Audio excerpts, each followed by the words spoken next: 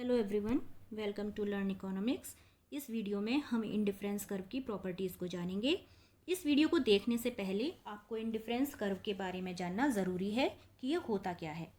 इसकी full detail मैंने आपको मेरे video indifference curve analysis and marginal rate of substitution में दे दी है, जिसका लिंक मैंने अपने डिस्क्रिप्शन बॉक्स में दिया है। तो आइए स्टार्ट करते हैं हमारा next topic, properties of indifference curve. सबसे पहले ये समझ लेते हैं कि इंडिफरेंस कर्व होता क्या है। एक इंडिफरेंस कर्व टू कमोडिटीज़ के सभी कॉम्बिनेशंस को रिप्रेजेंट करता है जो एक व्यक्ति को सेम लेवल ऑफ सेटिस्फेक्शन अर्थात समान स्तर की संतुष्टि प्रदान करते हैं। इसलिए वह व्यक्ति उन सभी कॉम्बिनेशंस पर जो कर्व पर पॉइंट्स द्वारा दिखाए गए हैं इंडिफरेंट है, क्योंकि कंज्यूमर को ईच कॉम्बिनेशन से सेम सेटिस्फेक्शन एंड यूटिलिटी प्राप्त हो रही है। अब बात करते हैं इसकी प्रॉपर्टीज़ या कैरेक्टरिस्टिक्स की। Number 1, an indifference curve generally slopes downwards from left to the right. अर्थात एक इंडिफरेंस कर्व का स्लोप लेफ्ट टू राइट नीचे की ओर होता है, अतः इसका स्लोप कैसा है? नेगेटिव। और ये ऐसा क्यों होता है? क्योंकि यदि कोई भी कंज्यूमर किसी एक कमोडिटी की अधिक मात्रा का उपयोग करता है तो वह दूसरी कमोडिटी की कम मात्रा का उपयोग करेगा, तभी उसे उन वस्तुओं के डिफरेंट कॉम्बिनेशन से सेम सेटिस्फेक्शन प्राप्त होगा। फिगर में आईसी इंडिफरेंस कर्व है तथा points A and B good X and good Y के डिफरेंट कॉम्बिनेशंस हैं। जब कंज्यूमर ए कॉम्बिनेशन को चुनता है तो उसे गुड वाई की OY1 क्वांटिटी तथा गुड एक्स की OX1 क्वांटिटी प्राप्त हो रही है। अब यदि कंज्यूमर गुड एक्स की क्वांटिटी को बढ़ाता है अर्थात OX2, तो उसे गुड वाई की क्वांटिटी को कम करना होगा, दैट इज OY2, जिससे उसका सेटिस्फेक्शन लेवल कांस्टेंट रहे। इसी कारण से इंडिफरेंस कर्व का स्लोप डाउनवर्ड स्लोपिंग होता है जो कॉन्वेक्स टू द ओरिजिन है, तथा ये दर्शाता है कि कंज्यूमर को A एंड B कॉम्बिनेशंस पर इक्वल सेटिस्फेक्शन प्राप्त हो रहा है। नेक्स्ट है indifference curves are convex to the point of origin. अर्थात इंडिफरेंस कर्व का ढाल मूल बिंदु की तरफ नतोदर होता है। इंडिफरेंस कर्व के स्लोप को मार्जिनल रेट ऑफ सब्स्टिट्यूशन कहा जाता है, क्योंकि ये उस रेट को बताता है जिस पर कंज्यूमर एक वस्तु को दूसरी वस्तु के लिए सब्स्टिट्यूट करने के लिए तैयार है, तथा वह एप्पल की प्रत्येक एडिशनल यूनिट के लिए ऑरेंज को घटती हुई दर से प्रतिस्थापित करेगा। इसलिए इंडिफरेंस कर्व का slope downward and convex to the origin होता है। यहाँ दोनों गुड्स के बीच diminishing marginal rate of substitution imply होता है। फिगर में जैसे जैसे कंज्यूमर R से S की तरफ और S से T पर मूव करता है, इसी प्रकार T से U, U से V तक मूव करेगा। वह एप्पल की ईच एडिशनल यूनिट के लिए ऑरेंज की यूनिट्स को डिमिनिशिंग रेट से मींस घटती हुई दर से प्रतिस्थापित करता जाता है। Friends, marginal rate of substitution की फुल डिटेल मैंने अपने प्रीवियस वीडियो में दी है, आप इसे वहाँ से और अच्छे से समझ सकते हैं। इसका लिंक मैंने डिस्क्रिप्शन बॉक्स में दे दिया है। तो नेक्स्ट प्रॉपर्टी है two indifference curve never touch और इंटरसेक्ट ईच अदर। अर्थात दो इंडिफरेंस कर्व कभी भी एक दूसरे को टच या इंटरसेक्ट नहीं करते, क्योंकि प्रत्येक indifference curve different level of satisfaction को रिप्रेजेंट करता है। इसलिए ये कभी भी एक दूसरे को काटते नहीं और ना ही एक दूसरे को टच करते हैं।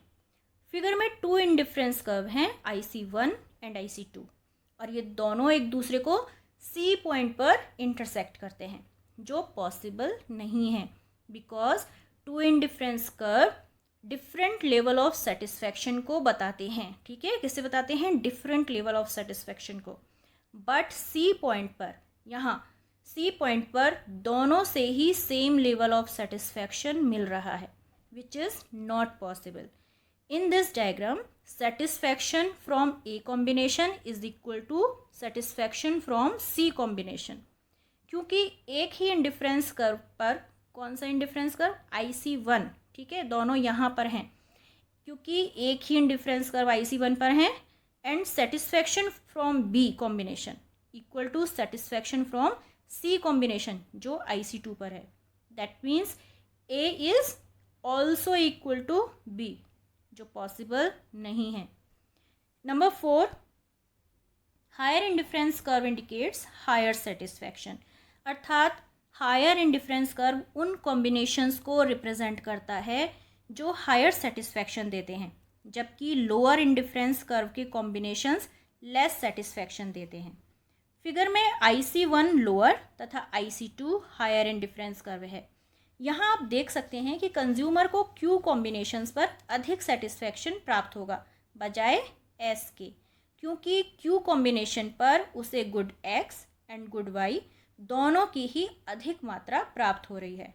ओके, नेक्स्ट देखते हैं number 5, indifference curve should generally not touch X axis nor Y axis, अर्थात इंडिफरेंस कर्व ना तो X एक्सिस को टच करते हैं और ना ही Y एक्सिस को, क्योंकि ये मानकर चलते हैं कि कंज्यूमर 2 गुड्स के कॉम्बिनेशन को खरीदता है, इसलिए indifference curve X and Y axis को टच नहीं करता।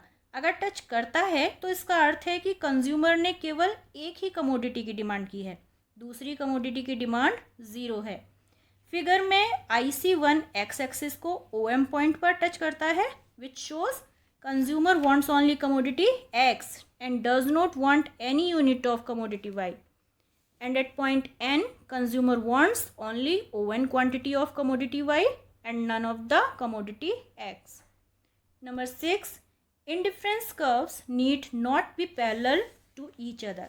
अर्थात ये आवश्यक नहीं है कि इंडिफरेंस कर्व एक दूसरे के पैरेलल ही हों, क्योंकि यह 2 कर्व्स के मार्जिनल रेट ऑफ सब्स्टिट्यूशन पर डिपेंड करता है, जैसा कि फिगर में दिए गए इंडिफरेंस मैप में दिखाया गया है।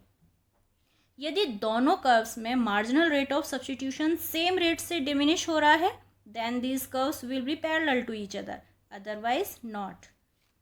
Now let's understand some exceptional shapes of indifference curve. Number 1, straight line indifference curves.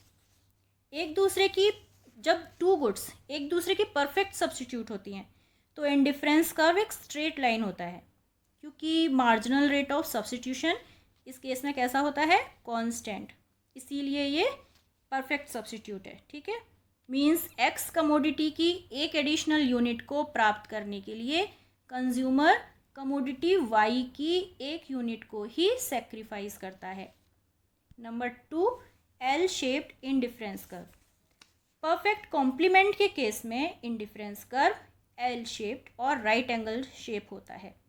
Perfect complement way good होती हैं जो सदैव साथ में ही कंज्यूम की जाती हैं, जैसे लेफ्ट एंड राइट शूज़, अर्थात एक के बिना दूसरे का कोई यूज़ नहीं है।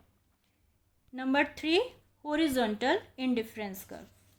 हॉरिजॉन्टल इंडिफरेंस कर्व हॉरिजॉन्टल उन गुड्स का होता है जिनसे कंज्यूमर को 0 सेटिस्फैक्शन प्राप्त होता है। जैसे यदि कोई व्यक्ति सिगरेट नहीं पीता तो उसके लिए दूसरी कमोडिटी की किसी भी यूनिट का सेक्रीफाइस नहीं करेगा, अतः यहाँ इंडिफरेंस कर्व X एक्सिस के पैरेलल होता है। Number 4, U shaped indifference curve. वे गुड्स जिनसे कंज्यूमर को एक पॉइंट के बाद नेगेटिव यूटिलिटी प्राप्त होती है, उनका इंडिफरेंस कर्व कैसा होता है, यू शेप्ड का। फॉर एग्जांपल, फिगर में फिगर में जो IC है वो इंडिफरेंस कर्व है। ठीक है, IC द्वारा शो किया गया है। स्टार्टिंग में कंज्यूमर गुड X को गुड Y से सब्स्टिट्यूट करता जाता है, जिससे इंडिफरेंस कर्व का स्लोप नेगेटिव होता है, तथा Q पॉइंट पर अब वह गुड X के लिए गुड Y को सब्स्टिट्यूट नहीं करना चाहता, क्योंकि अब वह गुड X को अवॉइड करना स्टार्ट कर देगा, क्योंकि एक लेवल ऑफ कंजम्पशन के बाद यूटिलिटी नेगेटिव हो जाती है तथा इंडिफरेंस कर्व का स्लोप पॉजिटिव हो जाता है, जिससे वह यू शेप ले लेता है। So friends, stay with us for new videos. Please like, share and subscribe learn economics. Thank you so much.